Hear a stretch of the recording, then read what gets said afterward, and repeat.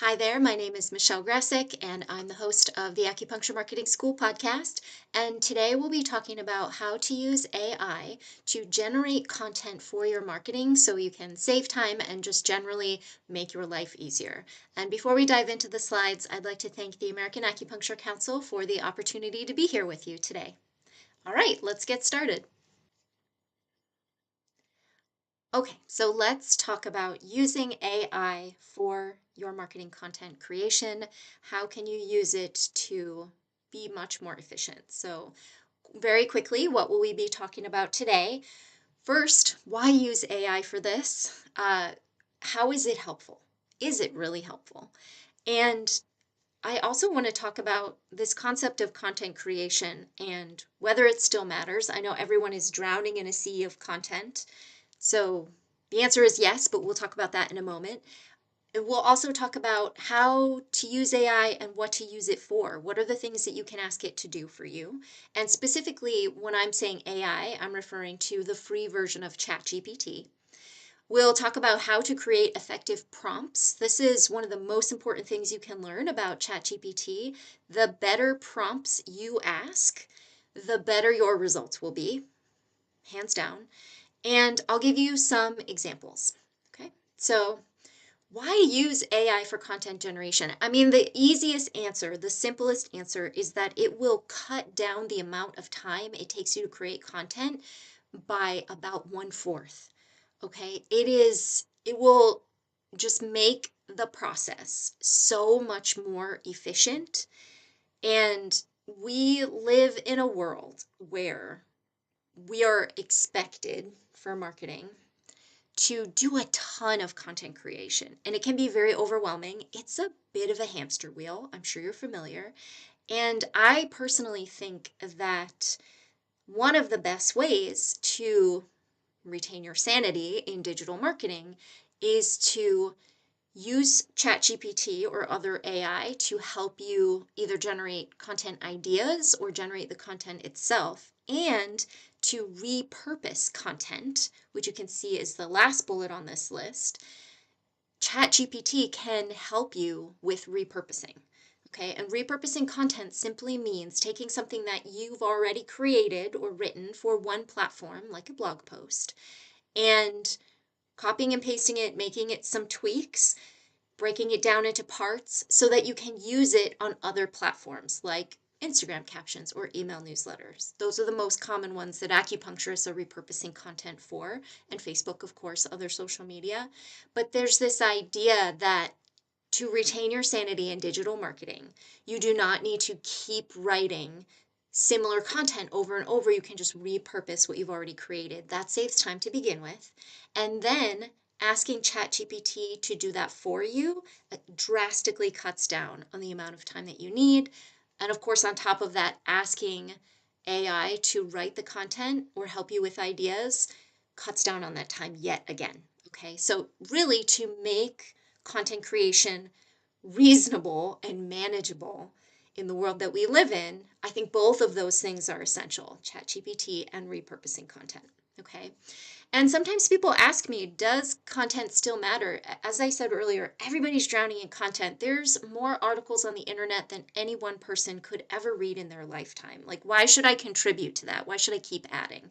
So something I want you to think about is uh, Google and the way that it works for a search. So Google's purpose is to provide the best possible experience for its users. So if you type a query into Google, it wants to give you the most relevant, best answer that it thinks answers your question that you will like, because Google wants you to keep using it. Do you remember Ask Jeeves?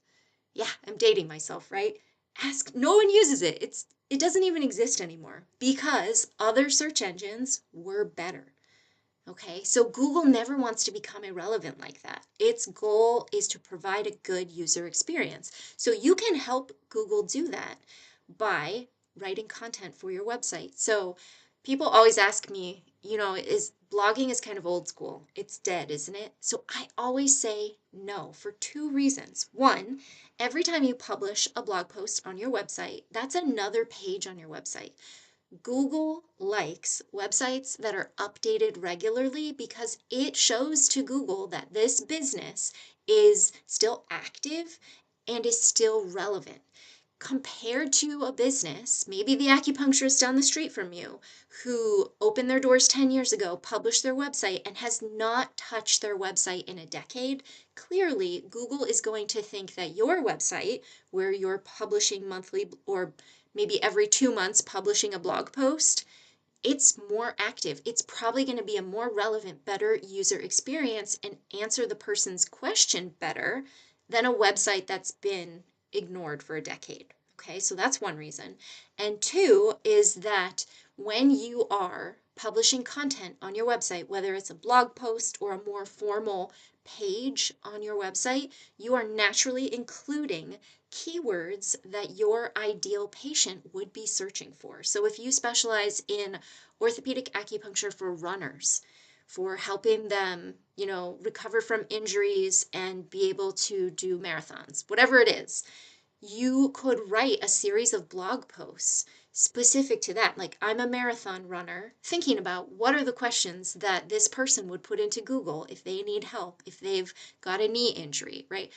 How long after a knee injury can I, or before I start running again with acupuncture? Think about what are they asking, and then write blog posts about those topics so that all of those keywords are on your website and you just become so relevant to Google that it brings you up towards the top of the search because you are answering those questions and you are helping the person writing the query. You're the answer to that query. Okay. So I'm repeating myself. I'll move on, but that really is why blogging and content creation is relevant for you as an individual with a brick and mortar local business, because that's what Google wants to send your way. But it needs you to help it do that. You have to establish your relevance on your website so that Google can crawl it and understand that relevance. So yes, blogging and content creation are still important. And just in general, creating educational content for your audience. It doesn't matter if you only have 100 followers on Instagram. Teaching them about what you do and how acupuncture can help them is always going to be relevant. And it just falls under the name of content creation. Okay. So one question that people always ask me about AI is they're kind of nervous about using it. They don't know how to use it. They don't know what its capabilities are, how far reaching it is, these sort of things. So I always tell people to use Chat GPT to your comfort level. You could ask it to do brainstorming with you or to write you an outline for a blog post or an email newsletter. You don't have to ask it to write the entire content piece. You could ask it to write you the whole blog post, but you don't have to. So use it to your comfort level. And you could also think about AI from this perspective. I find this really helpful. And an AI professional that I met last year shared this idea with me that AI is like a really eager, enthusiastic assistant. Imagine if you had a receptionist in your office who had free time and just loved to write and kept saying, let me help you write Instagram posts. Let me help you write blog content. Let me write your email newsletters. You'd have to teach that person a little bit about the tone you want them to write, the concepts that are important to include or things not to say, and you would expect them to do an enormous amount of research, right? So that is what ChatGPT is doing. It's doing an enormous amount of research to find the answers. And when you write a prompt, that is the same as you explaining to your receptionist how you want them to put this content piece together. You're giving them instructions so that they write something that is relevant to your business, your community, your ideal patients, your specialty, etc., including your tone of voice and all of the details. Okay, so try to think about ChatGPT in this really positive way where it's a smart, enthusiastic assistant that just wants to lighten your load and make your job easier. Okay.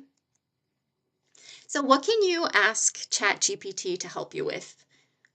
Honestly, the sky's the limit. Anything that you can think of. I would say that the major things that people tend to ask for are one, brainstorming or idea generation, two, writing outlines for content, or three, writing the content itself. So you could ask ChatGPT to write you a list of maybe 2 blog posts, basically like write me a content calendar outline for this year with 2 topics per month.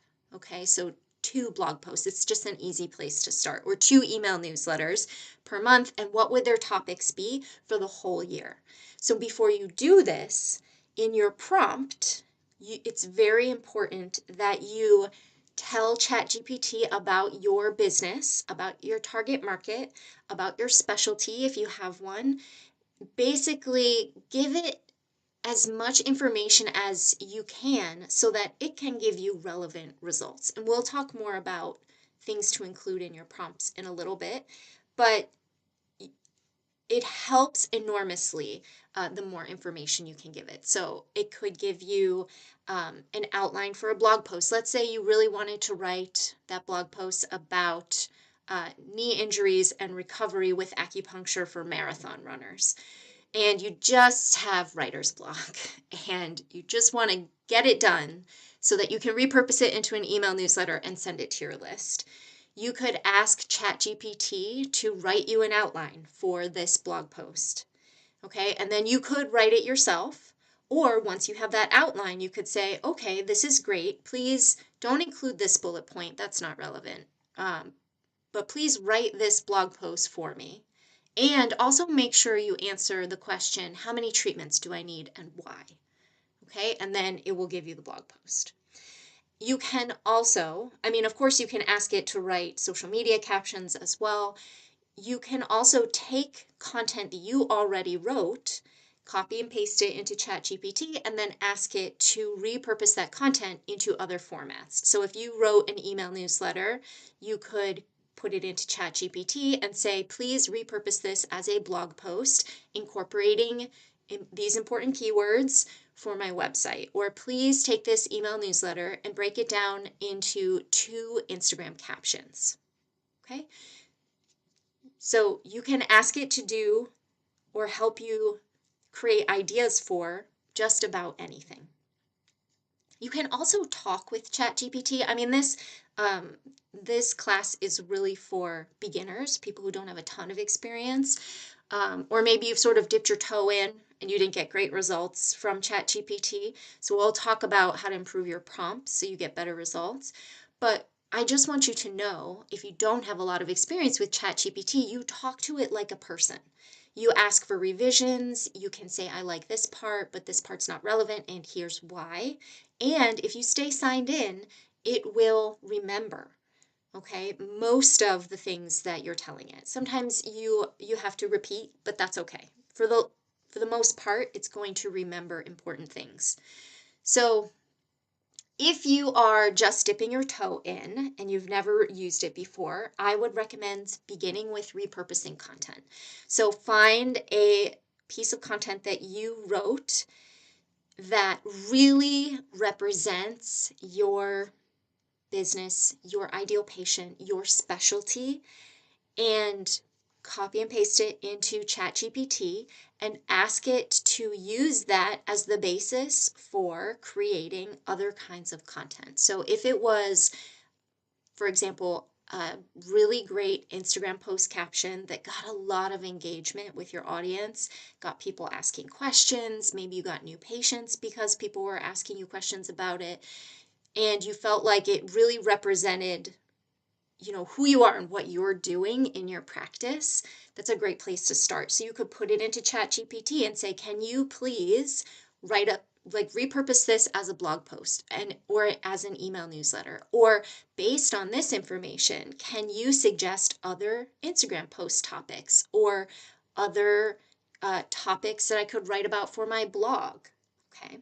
So if you are new, begin with repurposing content. And I put that little note in the first bullet that says repurposing content can go in any direction, because I often talk about starting with a blog post and then breaking that down and repurposing it into email newsletters and multiple Instagram or Facebook posts, etc. But you can go in the other direction. As I just mentioned, if you have a great Instagram post or email newsletter, that could become a blog post or a new page on your website, etc.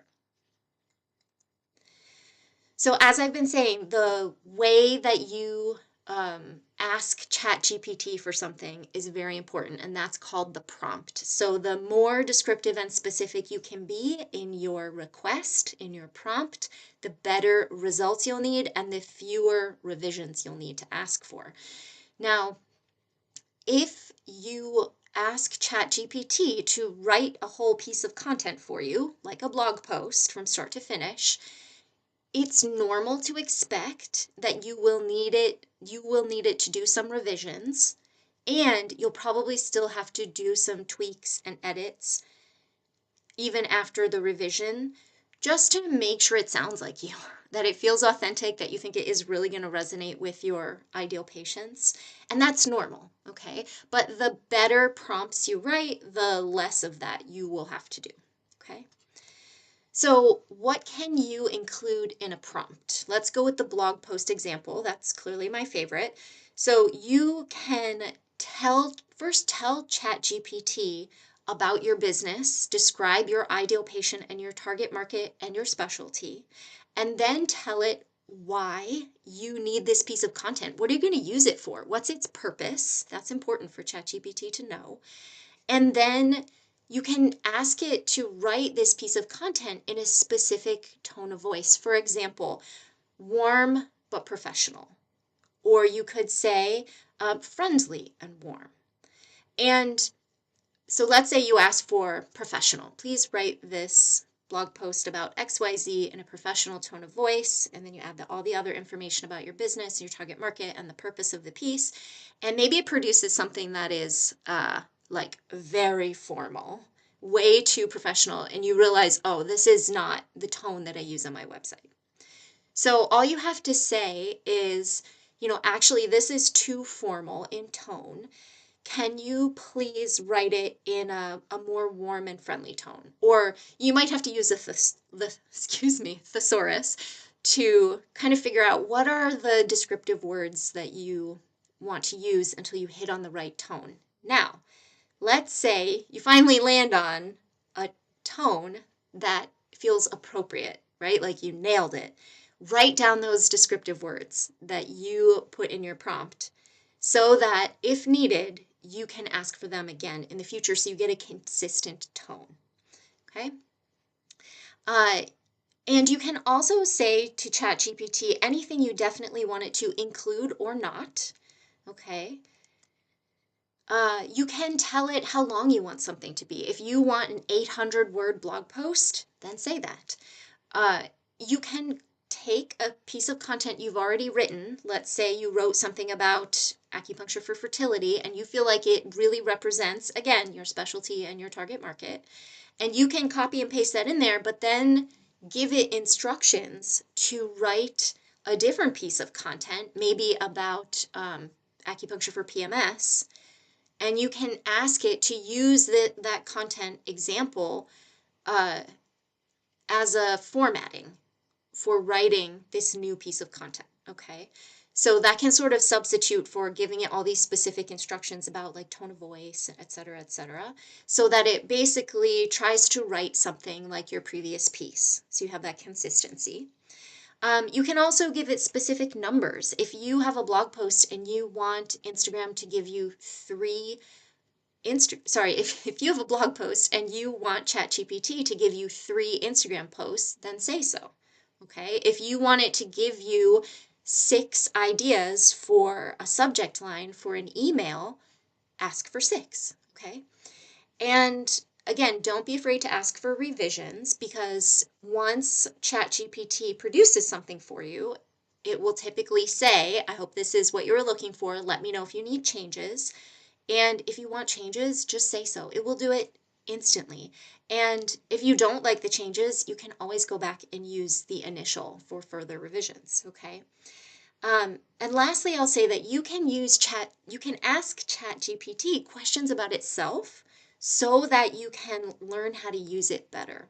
For example, when I first started using Chat GPT, and I'm using the free version, so I'm not sure if this is possible in the paid version, but I had asked it, if I give you the web, the hyperlink for a website, can you then read the web page and summarize the page for me? And it answered and said, no, I can't do that from you giving me the link, but if you want to copy and paste the text on the page, then I can give you a summary. Okay, so you can basically ask ChatGPT or tell it, here's what I want, and then ask it, what information do you need to create this for me? Okay, so you can really engage with it so that, basically you're going to learn to use it more effectively and efficiently so that it takes up less of your time and you get a better result. And then you have to spend way less time on your marketing. That's our goal. Okay. So I really hope all of this is helpful. It's definitely a crash course in using ChatGPT for marketing and content. I hope it inspires you just to dip your toe in. If you've never used ChatGPT before, try repurposing a piece of content. And, if you used it in the past and got kind of like weird or mediocre results, really practice your prompts and give it a lot more information and play around with it. And I think you'll see that you get even better results. Okay, so as always, it's a pleasure to be here with you. If you have questions about marketing, you are more than welcome to send me an email, michelle@michellegrasek.com. I clearly love talking about and teaching marketing, so I am more than happy to chat with you.